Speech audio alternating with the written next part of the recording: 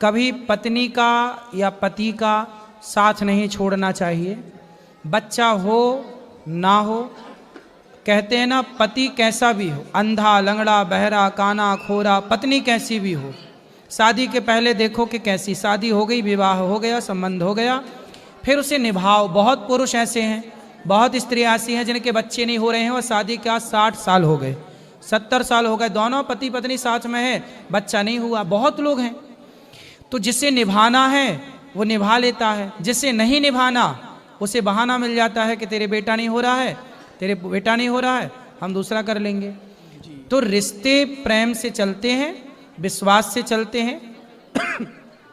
इसलिए विवाह करने के पहले हम सबको मेडिकल जरूर करा लेना चाहिए। आज की रिक्वायरमेंट बोल रहा हूं मैं जी। मैं भी इसी वजह से मैंने आपसे सवाल पूछा गुरुजी। आज की रिक्वायरमेंट में बोल रहा हूं कि विवाह के पहले एक रिपोर्ट लड़की की और एक रिपोर्ट लड़के की, पूरा बॉडी चेकअप होता था। मेरी माँ लाखों करोड़ों खर्च करते ना शादी में, ये रिपोर्ट 10, 15, 20 हजार रुपए में सारा चेकअप हो जाता है ना।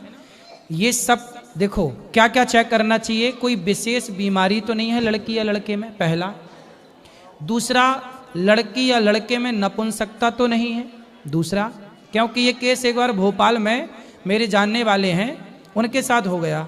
उनकी लड़की थी एक, देखिए एक लड़की थी और बहुत अमीर थे वो, और उन्होंने विवाह, लड़की एक थी या दो थी, एक के बारे में मुझे पता है, दो रही होंगी भगवान जाने।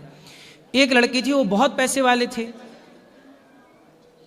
उन्होंने अपनी बेटी का विवाह कर दिया। जब विवाह किया, बेटी भी बहुत सुंदर थी और बेटी भी बहुत योग्य थी, पढ़ी लिखी थी।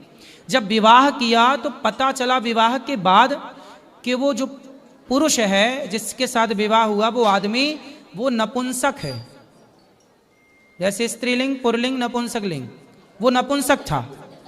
अब तो लड़की के बाप को अटैक आ गया कि भाई इतनी बड़ी गलती कैसे हो गई। और देखो दुनिया कितनी धोखेबाज है। उस लड़के के माँ बाप को तो पता था, तो पूछा गया कि भाई आपने क्यों नहीं बताया कि तुम्हारा बेटा नपुंसक है। अरे बोले शादी के बाद शायद सब ठीक हो जाता। अरे ये चीज़ें थोड़ी ठीक हो जाती हैं, लेकिन अब तो जिंदगी लड़की की हो गई। अब फिर दूसरा विवाह किया होगा उन्होंने, जैसे भी आगे की फिर मैंने कोई जानकारी नहीं मिली, इतनी तक जानकारी थी।